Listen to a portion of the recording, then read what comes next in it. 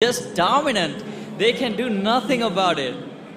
And you see Camille on the top side, like she can't just... I think they already know that Xin has just dominated their bot side. Oh no, Thresh is in a bad place. His recall gets cancelled and he's gonna go down again.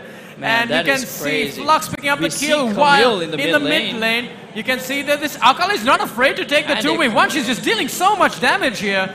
And immediately the Camille has to back away, so holding her own. See, that's the problem with Akali. Like a lot of people try to gank and then she uses her shroud and then it's all of a sudden it's a problem to deal with.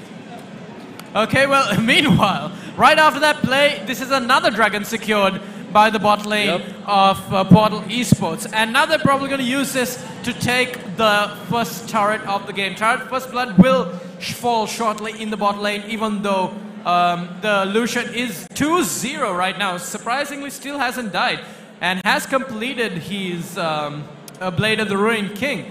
Whereas you can see Mordekaiser still going on his first touchdown. The colony has been thrown down to try and they're looking to get this some damage here, right but now. yeah, this tower will fall.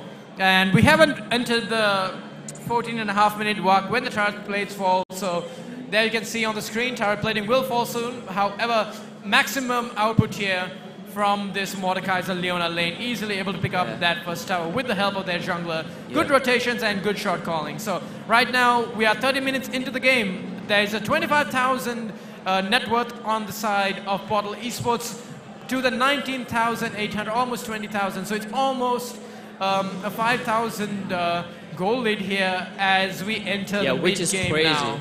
And the turrets have fallen. The turret platings have fallen, and we are officially entering the mid-game stages.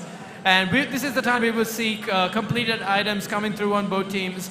I'm just excited to see how these next couple of minutes are going to play off, because if Randamar Esports want to swing the momentum back in their favor, they need to start doing something now. They need to start try to take some risks and perform some and pull off some plays. But as long as I think they're very incapable of trying to make some plays right now. Partly being, you know, like they gotta focus on not getting CC'd by this Leona, and then try to make a re-engagement, you know. Otherwise, it's very difficult for them to try and face these guys head on. We might see Camille die to Raptors. That would just be embarrassing. However, I think she had smite. She used her smite, and she survived because. We felt like she was gonna die over there, and then the camera moved to the other side. We were expecting, okay, Camille's gonna die right now. Oh, meanwhile, Lucian just got one shot. Akali.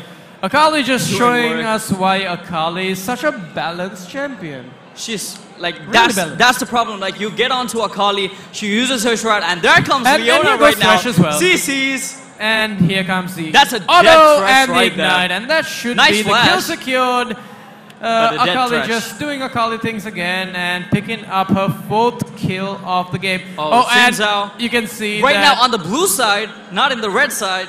Yeah, and you can see that these lane swaps have just worked out perfectly. Herald was secured. I didn't even see that happen. I didn't even see the Herald happen, actually. And you can see Herald has been dropped here. Portal East was looking to charge into the base of Randamari Gaming. Meanwhile, there's another fight in the top lane. The top lane cannot go back right now. He's just gonna have to face this. And the fight is gonna continue. And they're gonna keep pushing top. Wait, are they gonna? Actually, no, they're gonna recall here. You can see that they are recalling. Right. They're able to pick up that tower as well, extending that gold lead to almost 8,000 gold at this point ahead. And 2 dragons up, 3 turrets to 0. Things are really not looking good for Randamar Esports here. So, what do you think they should do to try and, come back from this?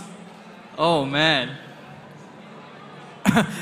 Oh, man seems like an appropriate enough response to that. Because I can think of nothing positive, like, to try and, like, they just gotta not get caught, that's the problem. Like, they keep getting caught over and over.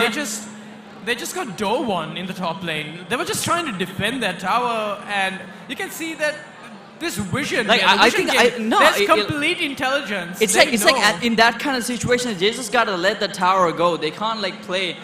I don't think I don't think they're respecting their opponents as much. Yeah, well, I don't think you can blame them. This is their first international tournament as well, coming and playing here from Sri Lanka. And this is going to be a really good experience. Win or lose, they're going to pick up a lot from this game. And even if they do end up losing, they'll be able to, you know, learn things that they didn't know before. Of course, yeah. And always grow, even with every loss. They are a team which is formed in 2018. All right, first tournament which was outside the country, and formed in 2018, and they won the qualifier in Maldives. I mean, that's and here we go again, Mortal Kombat! Dun, dun, dun, dun, dun, dun, dun, dun. Oh, but the lantern to safety there. But Jin does flash in. The kill is picked up by the Mordekaiser, and they're going to keep diving this. Ari's having to use her ultimate to escape, but goes back in. Jin is able to go in, but Leona goes in alone. She's probably going to take him down here, but he's able to flash. The fight is happening everywhere, and you can see that none of the teams are able to kill him. Akali's here for the cleanup, and he's going to go in, and a kill picked up. PSC Haim is on a rampage, and oh my god, you can see that the Jacksons going in. They are unrelentless. Oh my goodness, that was 3 kills to 1 in favor of this Pakistan squad. When I saw that Akali coming insane. in, I was just so like pumped. I was like, man, that was a messy team fight. I kind of expected more from her though. Yeah, well, she had to watch her positioning there. It was a very messy team fight and kind of hard to keep up with. However, you can see Akali's just going to go in again, flashes forward, gets her empowered auto attack, and follows up with the shurikens. Able to pick up the kill. And you can see PES Hami on this Akali is 6-1 right now. Ladies and gentlemen, this is a very fit Akali at this point. And anyone who gets caught to her alone or with the team will get burst down instantly. I don't see any kind of hope for survival here. At this point, they're steamrolling the game. Portal Esports completely taking over, showing us why they are the dominant team in this tournament. I mean, for a slight second there, the blue side kind of had hope there. They were holding off really well, and then the Akali came in, and then the team fight just completely changed. So, I'm guessing this Akali is not going to be allowed ever again. I don't think this player will be given Akali moving on in the future games, because the other teams will be scouting this game and will know that that is a force to be reckoned with. And if you leave an Akali open in the hands of a really good player, Akali is just gonna destroy you. But let's talk a bit about the Vision game. You can see that Portal Esports have been dominating the Vision because they have obviously taken the tier 1 turrets as well as 1 tier 2 towers. They've taken 4 turrets in total here and just completely controlling the Dragon area. They're going to pick up another Mountain Drake. We see a 10k gold lead too. And I don't think Randamari Esports want to have anything to do with this Dragon. They're just like, okay, you can take the Dragon, a good charm, a good amount of damage coming up, but you can see that, man, if that hit, I doubt that R is going to survive. Yeah, no, but you can see Akali respecting the fact that that wasn't coming around. Baron? Right now, they're just going to use this Dragon and probably start Baron next. I mean, they've got 2 mountains, but I don't think they're going to take the which means damage neutral objectives is a lot higher. They were eyeing Baron, I guess, for that moment, but decided against it. Probably don't want to do that. You can see Akali's on the flank here. She's about to go in. She's going to get caught out alone. And by the team. Looks like the team is going to come in to try and back them up. Akali is just dealing so much damage here. One combo was able to take almost entire HP from the Camel, and Zin is able to pick up the kill. Ninja Way picking up a kill, while also Jackson Leona's going in, using her ult, using everything what she can. Absolute demolition here. Oh, this is almost an ace. 4 kills to 0. 4 people dead. I think they can get the inhibitor right now because they've got 2 mountains on their side. Only 21 minutes into the game, 2 mountain dragons, and that means these turrets and inhibitors are going to fall so fast. The death timers are really high though, like they've got like 10 seconds, but I don't think the it's not going to matter. It's only 21 minutes into the game and they've already lost an inhibitor here. It's crazy. You can see why this team is so formidable. You can see why they are so good. This wasn't even a Baron power play, and they are already more than 10,000 gold ahead. Yeah, and the way how they make their rotations, like they plan together and rotate, which is like amazing. Like beginner teams, what they do is they rotate just by themselves, but when you can communicate together as a team and rotate effectively, you get this. Yeah, and I'm just looking at the items here. 2 Triforces already completed. 1 on the Jax, 1 on the Xin Zhao is currently 4-0. Ninja Way still hasn't even died in this game, and this is really impressive. You can see he's itemizing towards probably a Titanic Hydra, right, by the looks of it. Hades, what do you think of the impact of the Mordekaiser this game?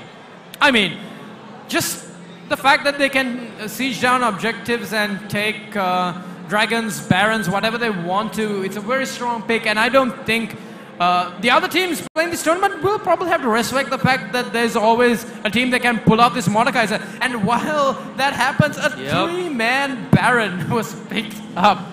It's just... Right now, they can't do nothing. Okay, and here's where the final nails in the coffin are going to come through. Baron Empowered push in the top lane. Baron Empowered push in the bot lane. You can see rotations being made. There are pings coming down for assistance, but it doesn't really matter at this point because... Man, 2 mountains. There's just not enough damage, not enough items on the side of Randomari Esports to do anything about this Baron Empowered push. They can't fight, they can't defend, they just need to watch as their base falls to shambles. Only 23 minutes into the game and they've already lost 2 inhibitors. It's looking very grim for Randomari Esports right Randomari Esports down to their final inhibitor, about to make their final stand. It's do or die time here. They need to make something happen, but I don't think they can. They don't have the items, they don't have the damage. Akali is just single-handedly going against this entire team. She's able to use her ultimate to get away. However, it doesn't matter because that's 3 inhibitors down at only 23 minutes coming in the in game. by Thresh, can't do anything about it. Take over.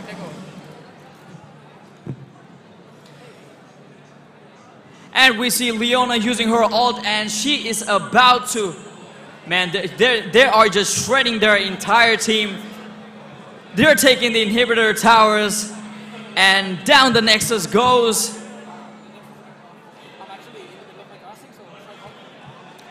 And that is GG. Portal Esports takes the game against Randomari Esports representing Maldives. A good win going out to Portal Esports. Alright, so ladies and gentlemen, the game is done. Game 2 of the day has concluded with a very, very strong Portal Esports showing us why they're so dominant. Picking up this victory with 20 kills to 6, 11 turrets to 1, 1 Baron Nashor, 3 dragons, and complete dominance and control. You can see if we have a look at the overall score at the end of this. It was 49,800 gold to 32,800. Just crazy. And having witnessed that and being able to shoutcast it, I actually feel kind of lucky. And it was really good, my friend, shoutcasting with you. Put it there. Thanks, man. You might see a certain person behind us, international player, there in the background, walking away. International player, Blue Akhtar from Lanka Lions. The top laner. Coming and telling us that we're lying here. However, Akhtar, as much as it was nice, we'll probably get an interview from you after you guys lose. Did I just say that out loud? I think I did. Anyways, ladies and gentlemen, thank you for catching that game. Some exciting League of Legends action will continue after a short break. Thank you, Shirazad, for joining me in shoutcasting this game. Hades. What are your final thoughts before we go? What are your final thoughts on this? And what do you think Randomari Esports are going to have to do to come back on the next game? I think going forward, they just gotta position themselves and not take any risk and respect their opponents, you know? Yeah, that's true, and they just got completely outplayed here. And honestly, for me, the MVP in this game is definitely PES Ninja Way from Portal Esports, that jungler, showing us why he was so good on this early game pick. The Xin Zhao impacting that bot lane. I expected them to play around the bot lane. I feel like the Akali had a lot of impact on their game. Yeah, well, Akali just showed us some amazing mechanics. She was just unafraid to take 2v2s, even when she was outnumbered, was just able to pick up kills left, right, and center, just showing us complete dominance. However, the Xin Zhao 6-0 played so much, 6-0-5, there's so much contribution to the team as well. And he was able, their game plan was to play around this Mordekaiser, play around this bot lane, and you can see from that level, from the fact that they started with the red buff and he came immediately down to the bot lane as they hit level 2, they were looking to play around that. That was their win condition and they made complete use of it. I was gonna tell you, right? The reason why Xin Zhao tried to gank the Camille at her red buff is because the Camille went towards bot and the bot lane saw Camille trying to gank level 2. Yeah. And Xin Zhao capitalized on that, came from the other side. And I don't know why Camille actually went for that trade there, because Zed will always out-damage you in the early game. You shouldn't try to fight, even as Camille. So from giving first blood, from that point onwards, that's when things started to fall apart. Giving a Xin Zhao the first kill of the game puts him in so much of a good position. It's crazy because I think that's what separates Portal Esports from being a really good team, is that they capitalize on the little mistakes what the other opponents make. They don't waste time and anything what they see the other opponents doing, and they just capitalize on it.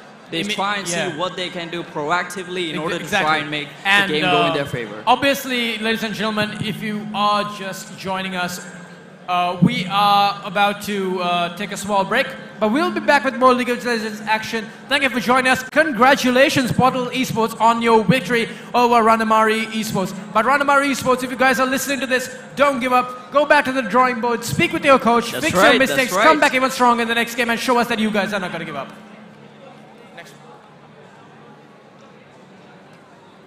So the second match between, I believe, Maldives and Pakistan just concluded. So I think Pakistan came out on top with some amazing League of Legends display there. I think Hades really covered it pretty well. So I'm going to just speak with the Maldivian captain here. Hi, what's your name? Nice. Nice. So what do you think went wrong for you in that game? I believe that we had less vision control. Therefore, we lost the jungle. That was the main problem with our team.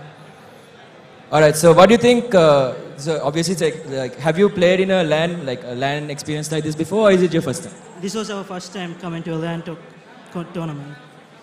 So I'm guessing, obviously, you'll be looking to just talk it through the team and see where you can fix the small issues that you can. You still have a few more games to play. So what is your expectations for the rest of the games that you have? We're expecting to take a good win with the rest of the teams. All right, thanks a lot. So all the best for the rest of the games. So there you have it, the captains from Maldives, and now we're going to catch up with the captain from Pakistan. Hi, what's your name? My name is Ninjawe Zaid. Sorry, I couldn't catch that. Ninjawe. Ninjawe. All right, so cool name. So how do you feel right now after coming out with some... That was a pretty dominant victory, so how do you feel right now? Yeah, it's only the first game, so we have more to do. So it's good that we took victory, so I'm going to enjoy it and move on to the next game. So is there a particular team that you're looking to play against in this tournament? Yeah, we're looking to play against Sri Lanka, Bangladesh, and also India. Okay. So it's going to be the competition we're looking for. So you're looking forward to playing to all three. So how has the research into all these teams been for you all? No, sorry. Can you repeat? Yeah, so have you researched into the team, see what kind of play styles they like to do, anything like that, or you just come and play your game? No, we did our research, so let's see. All right, so that's great. So if you had to name an MVP for this game, who would it be? I'm going to say myself, but... All right, awesome. So there you have it. So best of luck for the rest of the games. There you have it, ladies and gentlemen. The captain from Pakistan obviously being the winner of this match. So they still have to play 3 more teams, and there are a few more games to be happening. So I believe we have Terra ready with an interview for us. So we'll take a quick short break and we'll cut to Terra, who probably has an interview ready for us.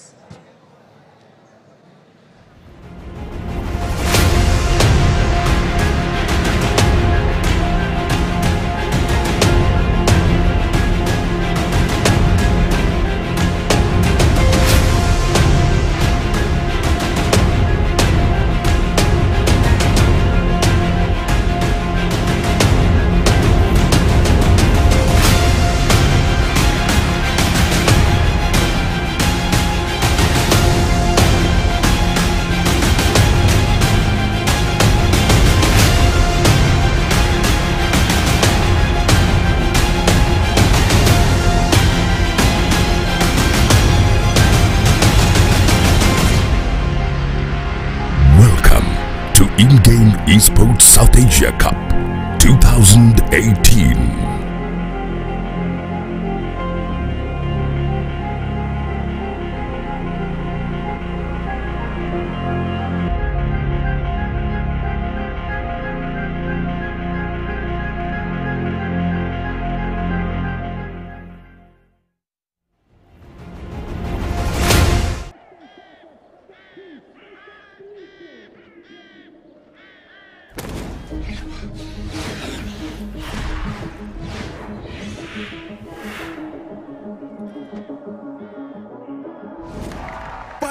to the world, no heroes and villains. Welcome to the war, we've only begun. So pick up your weapon and face it. There's blood on the ground, go and take it. You get one shot to make it out alive. So higher and higher you chase it. It's deep in your bones, go and take it. This is your moment, now is your time. So prove yourself and rise, rise. Make them remember you. Push through heaven. Rise, rise. They will remember you. Welcome to the climb up, reach for the summit. Visions brave, the one falls, steadily the end. So higher and higher you chase it. It's deep in your blood, go and take it. This is your moment. Take to the skies, go. Prove yourself and rise, rise. Make them remember you. Push through heaven. Rise, rise. They will remember you.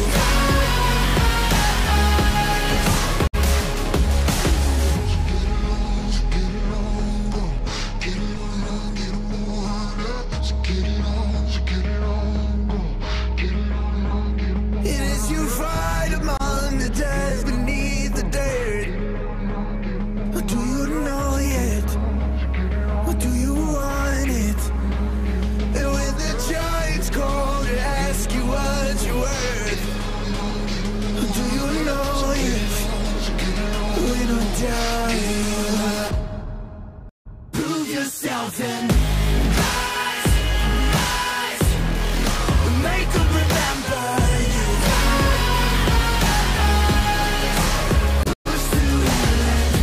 Rise, rise. They will remember you. Prove yourself and rise, rise. Pick up your weapon and face it.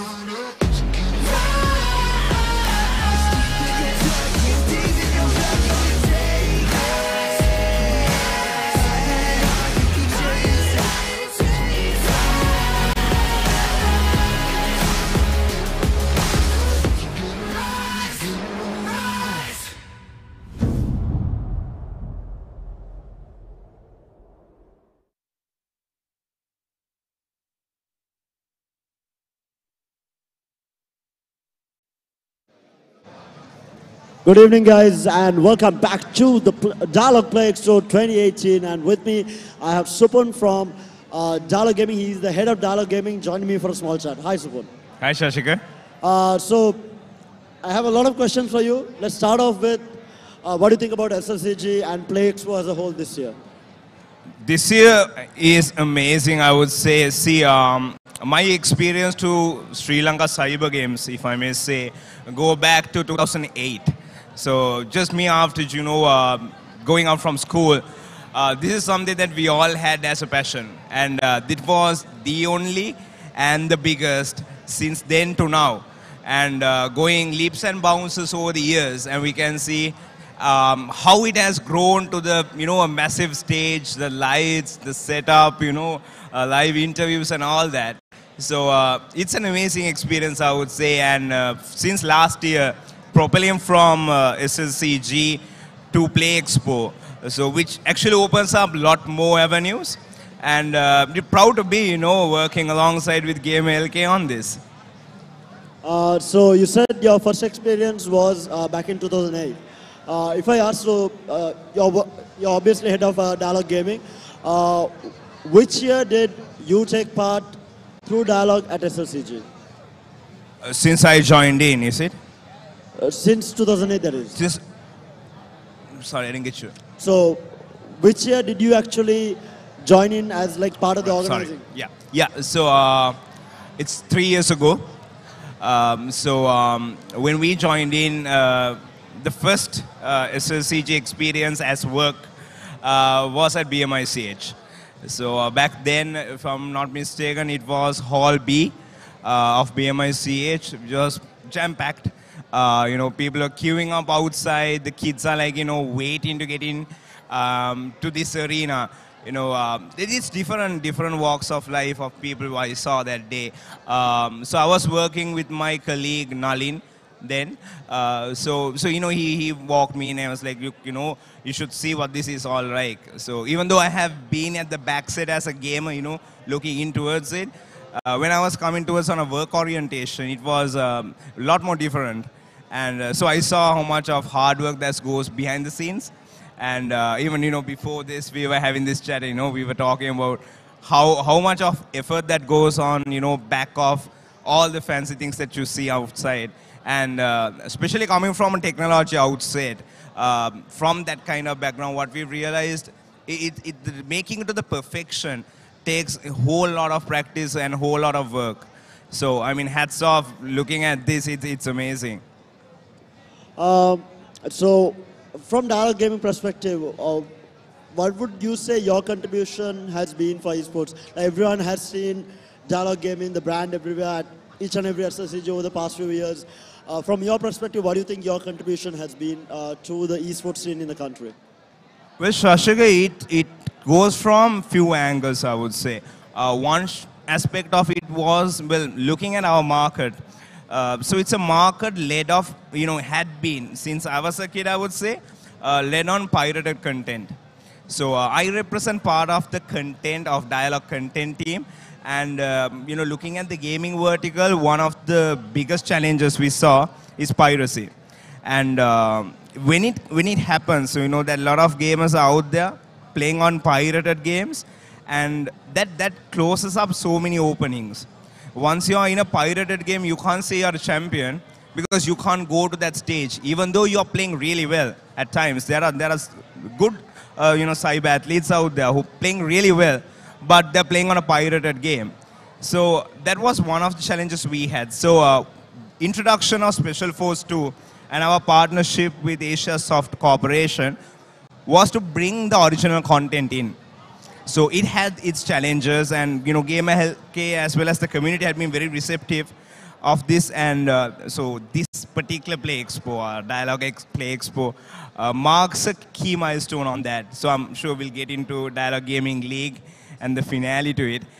So that's one side. Other side is we wanted to see how we can encourage more and more gamers to be part of this. And it's no brainer that we can see that everybody is a gamer these days. Everybody carries their smartphone with them. So while they carry that, they become that gamer. How can we support? One side being a technology partner, being a smartphone provider, being the network that they play on. How can they leverage further on it? So that's where we are coming in. Of course, we know us as a network provider, but can we do better? Can we go another leaps and bounds on that?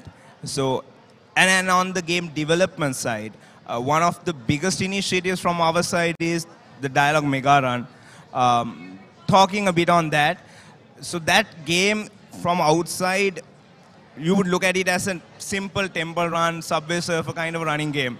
But there's a lot of more science behind it. We wanted to create and show that engagement is driven and gamification works. And we saw the take-up, we have seen, so it has become, it got 50,000 downloads in 7 days. It was the first or the most trending game in the country. Fastest to reach 1 million downloads in Sri Lanka.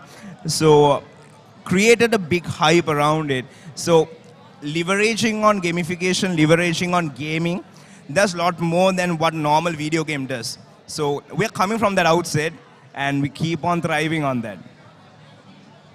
So since you touched on Dialogue Gaming League, can you explain, like, we had Special Forces 2 last year as well, but this year you all brought forward Dialogue Gaming League. For anyone who does not know, can you explain what Dialogue Gaming League is all about? If you look at Dialogue Gaming League, or the philosophy behind it, we wanted to create a league structure, obviously in partnership with Game LK. There are a number of events we do throughout the year. And Special Force 2 has been a title, I think, over the last 2 years. And this is a year we thought, why don't we create a proper league structure around it and leverage on going even further. So the league structure was created, connecting all these majors. We're talking about the inter-university championship, the inter-schools and inter-mercantile, along with the Special Force 2 championships online. Connecting all of that, we want to create one league structure, giving openings of all those winners in each, as well as the SLCG Crown Championship on SF2, to come to a stage where they battle it all out to get a slot in an international tournament. Obviously, we are seeing an international tournament happening in Sri Lanka today, which is amazing. And can we take it even a little bit further? So we want to open up the gates to Sri Lanka. Our connection with the Asia Soft company, the guys of Special Force 2, one of the key things we negotiated to Sri Lanka is to get a slot in these championships. So while we being the connectivity partner, bringing it down to the community, can we even go further? Can we negotiate to come to a level where, look, Sri Lanka is a force behind it, and esports is really big in this country. Something that we always get shot down is that people look at us as, look, you only have 22 million people in this country. How many gamers are you looking at? Well, this is the success. I mean, definitely throughout each and every SRCJ, we have seen more and more teams coming in, and definitely bringing in new titles have brought about more new esports athletes, and I think giving a prize pool to a title and, encouraging people to, battle it out so that there is incentive to actually play the game. And when you actually win it, you can go home and say, I actually won this playing video games. And that is something really great that Dialogue has been doing over the last few years, especially bringing in games like Special Forces 2. So you'll have another gaming title that is happening here, which is Game Hero. It's a car game, if I'm not mistaken, this time. How does it work? You were talking about before it being a seasonal thing. How does it work? Game Hero is another partnership that we are working with an international company called Tech9 here. Game Hero was introduced 3 months back, and tomorrow we'll show the finale of it, of the first season. So the first season we had a title called 7 Gear. For all the gamers out there would know it pretty much like a game of asphalt, a racing game. So how it works out is that it's a subscription-based service. If you're subscribed to it and if you are in the top 30, you're guaranteed a cash prize. And further to that, the top 10 gets a chance to battle it out to win $1 million. So it doesn't mean that tomorrow finale ends Game Hero. It's actually the beginning of the next season. So what we're trying to do is every 3 months, bring in a new title, get gamers to play and give them a chance to win big also. So tomorrow we'll have the revealing of Space Rider, the new game, pretty much like a running space kind of a mixed game. Which will be more interesting than 7 Gear, I would say. And the thing with mobile games is that, it's not, you don't have a long-term life cycle. We do see gamers and, us, we've been playing certain games that we stick to a long time, but most of the casual games, it runs its own course of time and doesn't stay for long. So the mantra behind this is that we want to keep it as a minimal season, I would say, give a big cash prize, and then thrive on doing it again and again, because we know that we all want to keep playing. So we are talking about a 3 million prize pool for Game Heroes this time. Are we talking about the same prize pool going forward for the next season as well? Well, that's for us to decide tomorrow. But yeah, I would not say we are not taking it off, I would say. Let me keep it that way for now. Because tomorrow we want to keep the reveal. So yeah, it won't be less. So it won't be less. It might be more, or it might be the same. Okay, not a bad answer.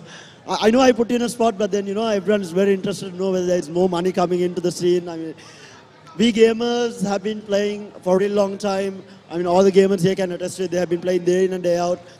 Majority of the time, they don't get any incentive when it comes to money-wise. They get, the pride of being the best at a certain sport.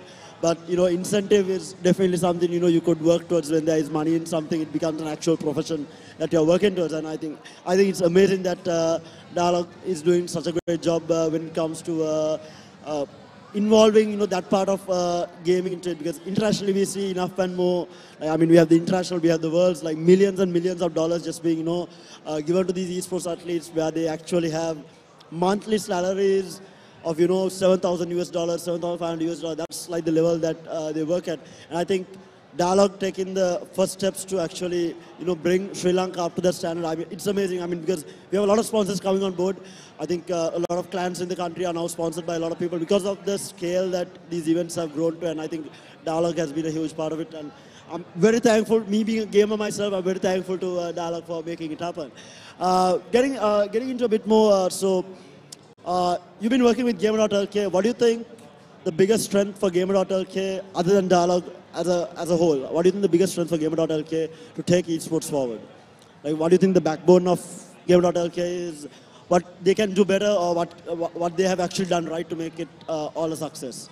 Yeah, I was actually getting into that, so I wanted to talk more on that. See, gaming as a whole, if you look at it, it will not run without community. Look at so many other sports out there that's driven on community, and gaming, how it leaped and bounced really fast, and that's because of the community. Hats off to you guys, obviously, to being that voice of the community, taking it out there, and of course being the backbone of bringing the technology in. See, it's easy to be said than done. Doing live streams on these events, having a setup to, I mean, I would say 10 years back, 15 years back, when we played our first LAN game, we all found it difficult. It was never a simple, turn off switch and play it, because none of us came up from background of consoles. So it was never easy for us. So we had to grind our way of, doing that. So taking it to a stage where we have about 200 computers here in one place, in one location, it's amazing. I would say the dedication of the team, the DMLK spirit, actually took that level